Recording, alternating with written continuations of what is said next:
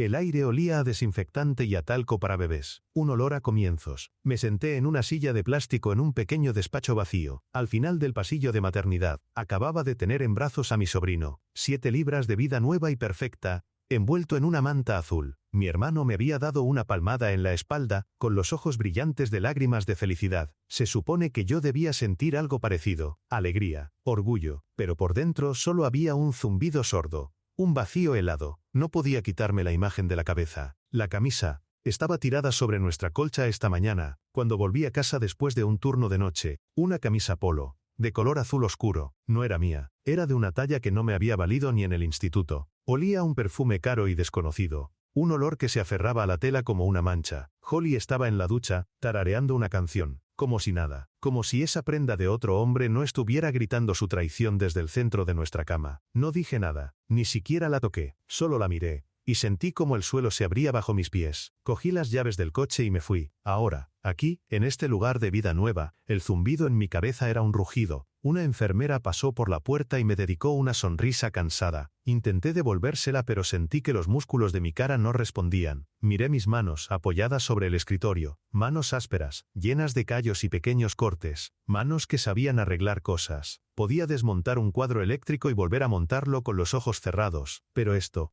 no sabía cómo arreglarlo. Sentí un temblor que empezaba en mis dedos, y se extendía por todo el brazo. Cogí un folleto del hospital que había sobre la mesa, con la foto de un bebé sonriente. Lo apreté en mi puño, con fuerza, notando cómo el papel satinado se arrugaba y se clavaba en mi palma. El rostro feliz del bebé quedó destrozado. Apoyé la frente contra la pared fría, cerrando los ojos con fuerza, pero seguía viendo la camisa azul. Y en el silencio sagrado de la maternidad, escuché el sonido de algo rompiéndose, y supe que era yo. Un temblor recorrió mi espalda. Tenía que salir de allí. Necesitaba aire, necesitaba moverme, hacer algo con las manos que no fuera apretar los puños, hasta que las uñas se clavaran en mis palmas. Me levanté de la silla de plástico, que crujió en protesta. El sonido me pareció obscenamente alto en aquel pasillo silencioso. Caminé con pasos rápidos, casi corriendo, sin mirar a nadie. No recuerdo haberle dicho adiós a mi hermano. No recuerdo haber salido del hospital. Lo siguiente que supe es que estaba en mi camioneta, con las manos aferradas al volante con tanta fuerza que mis nudillos estaban blancos. El motor ya estaba en marcha. El zumbido en mi cabeza no había disminuido. Al contrario, ahora tenía un ritmo, un pulso violento que martilleaba mis sienes. Conduje sin rumbo fijo,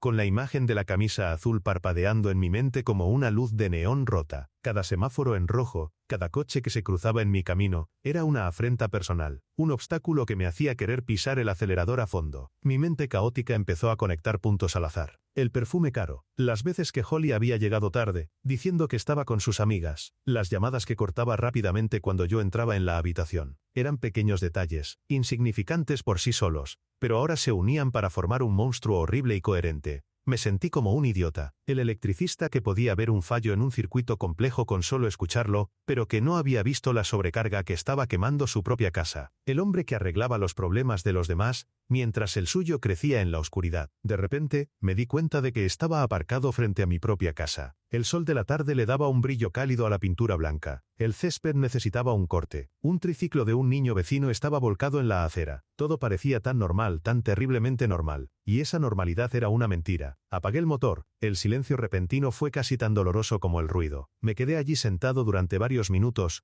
observando la puerta principal. ¿Qué iba a hacer? ¿Entrar gritando? ¿Exigir una explicación? La idea me provocó un nudo en el estómago. La confrontación nunca había sido mi fuerte. Finalmente respiré hondo y salí de la camioneta. Cada paso hacia la puerta se sentía como caminar por el barro. Metí la llave en la cerradura y la giré. El interior de la casa estaba en silencio. Holly estaba en la cocina, de espaldas a mí, cortando verduras. Llevaba una de mis viejas camisetas y unos pantalones de yoga. Su pelo estaba recogido en un moño desordenado. Tarareaba la misma canción que había estado tarareando por la mañana. Se giró al oír la puerta y me sonrió. ¿Qué tal el pequeño? ¿Es tan guapo como su tío? Su sonrisa no le llegó a los ojos. Había una tensión en su mandíbula que yo no había notado antes. No respondí. Mi mirada se desvió hacia el mostrador, donde había una pila de correo, una factura, un par de catálogos, y un sobre del banco. Sin pensar, lo cogí y lo abrí. Era nuestro extracto de la cuenta de ahorros, la que habíamos estado construyendo durante años, la que era para una emergencia, para el futuro, para nuestros sueños. Miré la cifra al final de la página, y volví a sentir cómo el suelo se abría bajo mis pies. El número era casi cero. La mayor parte de nuestro dinero, el fruto de miles de horas de trabajo, de turnos dobles y fines de semana sacrificados, había desaparecido. Levanté la vista hacia ella, con el papel temblando en mi mano. «Holly, ¿dónde está el dinero?» Su sonrisa se desvaneció al instante. Dejó el cuchillo sobre la tabla de cortar con un golpe seco. «¿Qué dinero?» Su voz era fría, a la defensiva. Se cruzó de brazos, un gesto que yo conocía bien. Era su muralla, la que levantaba cada vez que se sentía atacada. «El dinero de nuestros ahorros, Holly. El dinero del banco. Faltan miles de dólares». Di un paso hacia ella, agitando el extracto bancario como si fuera una prueba en un juicio. Mi corazón latía con fuerza contra mis costillas. La camisa azul casi se me olvidó por un momento, eclipsada por este nuevo cataclismo. «No sé de qué hablas», dijo, pero desvió la mirada. Sus ojos se fijaron en un punto por encima de mi hombro. Era una pésima mentirosa. Siempre lo había sido. «No me mientas. Los números están aquí, en blanco y negro. ¿En qué te lo has gastado? ¿Ropa? ¿Zapatos?» Mi voz se elevaba con cada palabra. La rabia que había estado conteniendo desde la mañana empezó a desbordarse. «Estás loca si crees que no me iba a dar cuenta». Ella retrocedió un paso, chocando contra el mostrador. «No estoy loca, Zacarías. Es una inversión». «¿Una inversión?», repetí, incrédulo. ¿Invertir en qué? No tenemos nada nuevo. La camioneta se cae a pedazos. El techo necesita reparaciones y tú estás invirtiendo nuestros ahorros». Holly respiró hondo, como si se preparara para una batalla. «En mí. Estoy invirtiendo en mí, en algo que me hace feliz». Sus palabras me golpearon como un puñetazo. ¿No era feliz? ¿Conmigo? ¿Con nuestra vida? El zumbido en mi cabeza volvió con más fuerza. «¿Y qué es eso que te hace tan feliz y que cuesta todo lo que tenemos?» Se quedó en silencio durante un largo momento. Pude ver la lucha en su rostro. Finalmente, suspiró y se pasó una mano por el pelo. «Son clases. Clases de cocina». La respuesta fue tan inesperada que me quedé sin palabras. Clases de cocina. De todas las cosas que mi mente paranoica había imaginado, esa no era una de ellas. «¿Clases de cocina? ¿Me estás diciendo que te has gastado nuestros ahorros en aprender a hacer pasteles?» Mi tono era burlón, cruel. Quería herirla. Quería que sintiera una fracción del dolor que yo estaba sintiendo. «No son simples clases de cocina», replicó ella, con la voz temblorosa pero firme. «Es una escuela de alta cocina, en la ciudad, con chefs de verdad. Es algo que siempre quise hacer. Y nunca se te ocurrió mencionármelo, ¿verdad? ¿Hablarlo conmigo? ¿Con tu esposo?» Me acerqué más, invadiendo su espacio. Podía oler el champú en su pelo. Un olor familiar que de repente me resultaba extraño. Tenía miedo. Sabía que no lo entenderías, que te reirías de mí. «Claro que no lo entiendo. Lo que entiendo es que nuestro futuro se ha ido por el desagüe para que tú puedas jugar a ser chef». En un arrebato de furia, barrí la pila de correo del mostrador. Los papeles volaron por el aire y aterrizaron por toda la cocina. Entre ellos, un folleto satinado y colorido cayó boca arriba a mis pies. Lo recogí. En la portada, un hombre apuesto con una chaquetilla de chef blanca sonreía a la cámara. Tenía el pelo oscuro, los ojos intensos, y una sonrisa que parecía demasiado perfecta. El título decía, «L'art de la passion. Cocina de autor con el chef Constantin». Constantin. El nombre se me grabó en el cerebro. Miré la foto del hombre y luego miré a Holly. Y de repente, todo encajó de la peor manera posible. La camisa azul, el perfume caro, el hombre de la foto, no eran dos secretos, eran el mismo. Levanté el folleto. Mi mano temblaba visiblemente. «¿Es él?», pregunté, y mi voz sonó hueca, extraña, como si viniera de muy lejos. Holly ni siquiera necesitó mirar el folleto. La expresión de su rostro fue toda la respuesta que necesitaba. Una mezcla de pánico y culpa que le borró cualquier otro rasgo. No dijo nada. Su silencio fue un grito. Sentí una oleada de frío que me recorrió el cuerpo, apagando la rabia y dejando solo un vacío helado. Dejé caer el folleto al suelo y me di la vuelta. No podía mirarla. No podía respirar el mismo aire que ella. Salí de la cocina y cogí las llaves de la camioneta, las mismas que había dejado en la mesa hacía apenas unos minutos. «Zacarías, espera. ¿A dónde vas?», gritó ella a mi espalda. Su voz sonaba desesperada. No le respondí. Abrí la puerta de golpe y salí al exterior. El aire de la tarde me pareció denso, pesado. Me subí a la camioneta y arranqué el motor con un rugido que hizo temblar los cristales. Mientras me alejaba por la calle, la vi en el porche, una figura pequeña y borrosa. Conduje directamente a la dirección que aparecía en el folleto. El lugar era aún más pretencioso de lo que había imaginado. Ocupaba la planta baja de un edificio de ladrillo restaurado en la parte más cara de la ciudad. Grandes ventanales dejaban ver una cocina de acero inoxidable reluciente, llena de gente con uniformes blancos impolutos. Aparqué justo enfrente, en doble fila, sin importarme nada. Entré como un huracán. Una joven recepcionista se levantó de un salto al verme. «Disculpe, señor, ¿puedo ayudarle?». La ignoré y me dirigí directamente a la cocina. Un hombre alto y con una chaquetilla impecable se interpuso en mi camino. Era él, el chef Constantin. En persona era aún más irritantemente perfecto que en la foto. «¿Puedo saber quién es usted y qué hace en mi cocina?», dijo con un acento que no supe identificar pero que sonaba caro. Su tono era condescendiente, como si estuviera hablando con un insecto. «¿Tú eres Constantin?», pregunté, aunque ya sabía la respuesta. «¿Y usted es?». «Soy el marido de Holly»,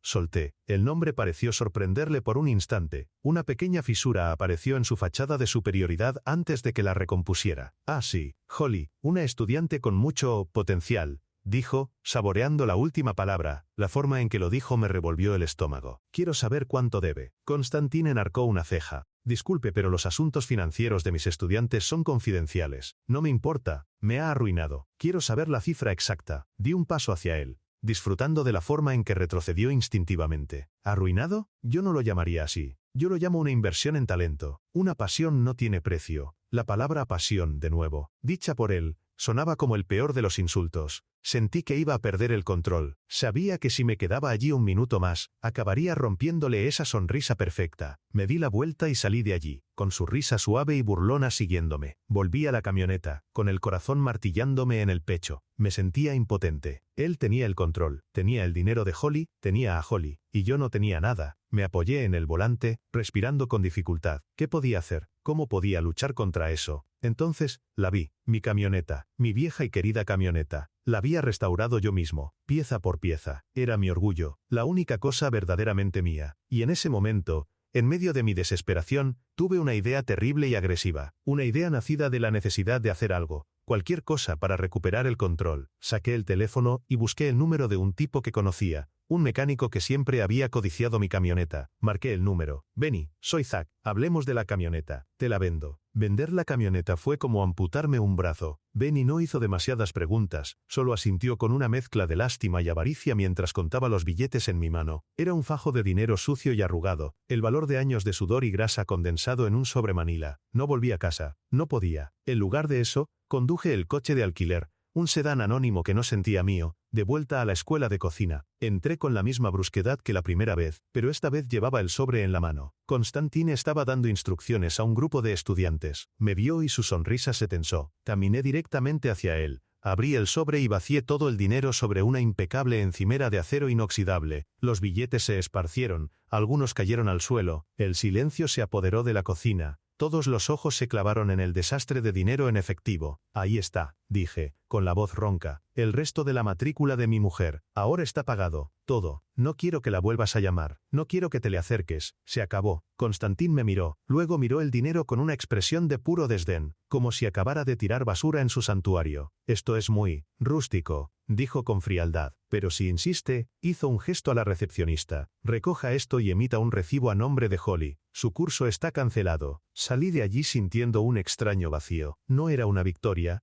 pero era algo, un acto, una forma de trazar una línea en la arena. Cuando llegué a casa, Holly estaba sentada en el sofá de la sala, en la oscuridad. El recibo de la escuela de cocina estaba sobre la mesita de café. «Llamaron», dijo en voz baja. «¿Vendiste la camioneta?». Su voz no tenía inflexión, ni rabia, ni tristeza, solo un agotamiento infinito. «Sí», respondí, sin querer darle más detalles del sacrificio. Era la única manera. «Se acabó, Holly. Vuelves a casa». La pelea que esperaba nunca llegó. Ella simplemente asintió. «De acuerdo». Y así, sin más, pareció que había ganado. Holly dejó de ir a sus clases. El sangrado de nuestra cuenta bancaria se detuvo. El nombre de Constantin no se volvió a mencionar. Por un breve momento, me permití pensar que había arreglado las cosas. Había identificado el problema, lo había eliminado de raíz y había restaurado el orden. Había recuperado a mi esposa de ese mundo que no nos pertenecía, pero mi aparente progreso era una ilusión. La casa se llenó de un silencio mucho peor que los gritos. Holly estaba físicamente presente, pero su espíritu se había ido. Se movía por la casa como una sonámbula, apenas comía, dejó de tararear. Si yo entraba en una habitación, ella se tensaba. Si intentaba tocarla, se estremecía. Una noche, entré en la cocina y la encontré de pie frente a la estufa apagada, sosteniendo una sartén vacía. Estuvo así durante minutos, sin moverse, con la mirada perdida. «¿Holly?», le pregunté suavemente. Ella se sobresaltó, como si la despertara de un trance. La sartén se le cayó de las manos y golpeó el suelo con un estruendo metálico. metálico. Se llevó las manos a la cara y empezó a sollozar, unos sollozos secos y desgarradores que no tenían lágrimas. Me di cuenta en ese momento. Había cortado el cable equivocado. El problema no eran las clases. El problema no era Constantin. El problema estaba dentro de ella. Y yo, en mi intento de arreglarlo todo, solo lo había empeorado. Mi falsa seguridad se hizo añicos, reemplazada por un miedo frío y paralizante. Los días que siguieron fueron un infierno silencioso. Había conseguido lo que quería. Holly estaba en casa. El conflicto había terminado, al menos en apariencia. Ya no había discusiones sobre dinero, ni mentiras sobre dónde había estado. Había logrado mi objetivo, pero el premio era una casa llena de una tensión tan densa que podía cortarse con un cuchillo. Intenté recuperar algo de normalidad. Sugerí ver una película, salir a cenar, visitar a mi hermano y a mi nuevo sobrino. Cada sugerencia era recibida con un apático «no tengo ganas»,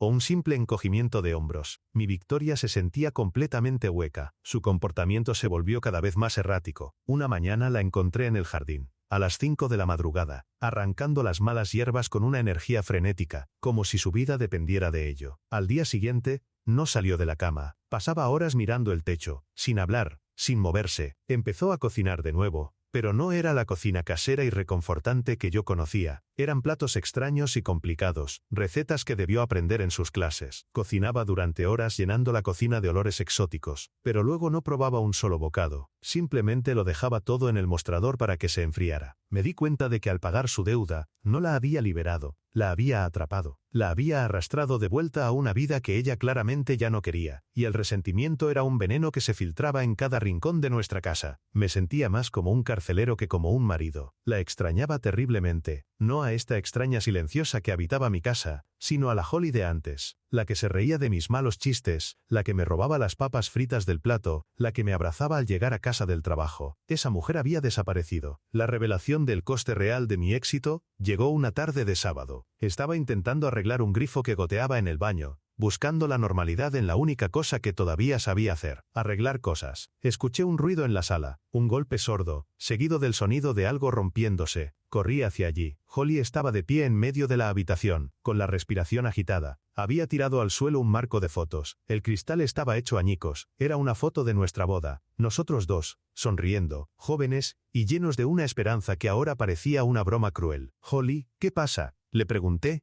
manteniendo la distancia. Ella me miró, y por primera vez en semanas, vi algo más que vacío en sus ojos. Vi un dolor tan profundo y abrumador que me dejó sin aliento. «No puedo respirar aquí», susurró, con la voz rota. «Me estoy ahogando, Zack». No se refería a la casa. Se refería a nuestra vida. A mí. En ese momento devastador. Lo entendí. No había salvado nuestro matrimonio. Lo había sentenciado a muerte. El problema no era que ella fuera infeliz. El problema era que estaba enferma, de una manera que yo no podía entender ni arreglar con mis manos o con mi dinero. Y mi solución contundente solo había servido para romperla aún más. El pánico empezó a apoderarse de mí. La imagen de Holly, rota y desesperada en medio de los cristales de nuestra felicidad pasada, me perseguía. Ya no era solo ira o traición lo que sentía. Era miedo, un miedo profundo a la fragilidad de la persona que amaba y a mi total incapacidad para ayudarla. Intenté hablar con ella, pero mis palabras eran inútiles. Se había encerrado en un lugar al que yo no tenía acceso. Nuestra relación, la base de toda mi vida, se había desmoronado. Mi aprendiz, Benedict, un chico joven y metódico, me hacía preguntas en el trabajo sobre diagramas eléctricos, y mi mente estaba a kilómetros de distancia, perdida en el laberinto del silencio de mi casa. La crisis llegó a su punto álgido una tarde de martes. Yo estaba en el porche delantero, tratando de tomar un poco de aire, cuando un coche deportivo, elegante y caro, se detuvo bruscamente frente a mi casa. De él salió Constantin. Llevaba unos vaqueros de diseño y una camisa de lino, y parecía completamente fuera de lugar en nuestro humilde barrio. Caminó directamente hacia mí con una expresión de furia contenida. «Tenemos que hablar», dijo, sin preámbulos. Su arrogancia habitual había sido reemplazada por una especie de desesperación celosa. «No tengo nada que hablar contigo», le espeté, poniéndome de pie. «¿Qué quieres?». «La quiero a ella», dijo, señalando la casa con la cabeza. «Holly no contesta mis llamadas. Le pagaste la deuda y ahora se esconde. Cree que te debe algo. No te debe nada, no después de cómo la has estado asfixiando». La audacia del hombre me dejó sin palabras. «Asfixiando. Tú eres el que le robó nuestro dinero. Tú te metiste en mi matrimonio». Mi voz subió, atrayendo la atención de Gina, mi vecina, que justo en ese momento regaba sus flores con una curiosidad nada disimulada. «Ella vino a mí», gritó Constantin perdiendo la compostura. «Vino a mí porque buscaba algo que tú nunca podrías darle. Vida». Pasión, no una existencia gris arreglando enchufes. El insulto me dolió, pero antes de que pudiera responder, él dio el golpe de gracia. Estás tan ciego, no tienes ni idea de lo que le pasa, ¿verdad? Metió la mano en el bolsillo de su chaqueta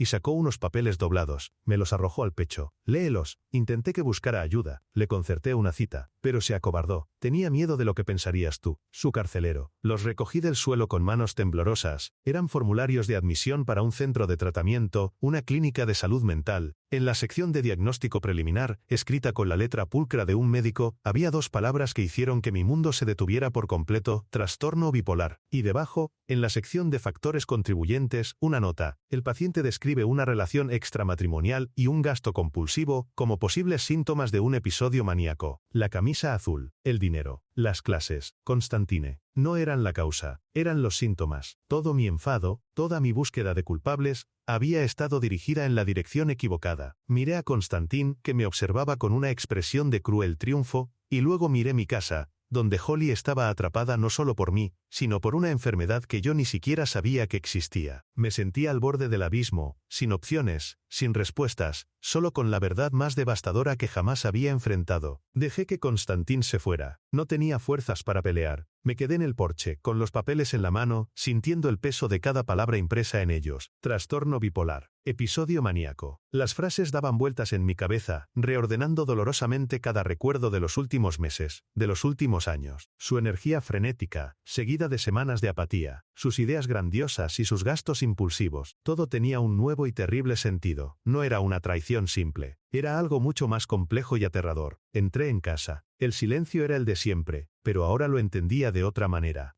Holly estaba en la cocina, limpiando obsesivamente el mostrador que ya estaba impecable. No levantó la vista cuando entré. Me acerqué lentamente, como si me acercara a un animal herido. Puse los formularios sobre la superficie de granito, justo a su lado. Su mano se detuvo a mitad de un movimiento. Vio los papeles, el logo de la clínica, y su cuerpo entero se hundió. Apoyó ambas manos en el mostrador para no caerse y bajó la cabeza. El silencio se estiró durante una eternidad. Finalmente, habló, con la voz apenas audible. Lo siento. No era la disculpa que había querido oír durante semanas. No era por la infidelidad ni por el dinero. Era una disculpa más profunda, más triste. No es solo culpa tuya, le dije, y la sorpresa de mis propias palabras me golpeó. La rabia se había disipado, reemplazada por una claridad dura y fría. ¿Desde cuándo lo sabes? No lo sabía. No con certeza, susurró. Sospechaba que algo andaba mal. A veces me siento como si pudiera conquistar el mundo y otras no puedo levantarme de la cama. Constantin, él lo vio. Dijo que conocía a gente así. Él me concertó la cita. Por primera vez, hablamos de verdad, sin gritos, sin acusaciones. Me contó sobre el zumbido en su cabeza, sobre la sensación de que su cerebro iba demasiado rápido para que su cuerpo lo siguiera. Me habló de cómo las clases de cocina, la atención de Constantin, se sintieron como la única cosa real en un mundo que se sentía borroso y fuera de control. Era un torrente de confesiones dolorosas y confusas. No la excusaba,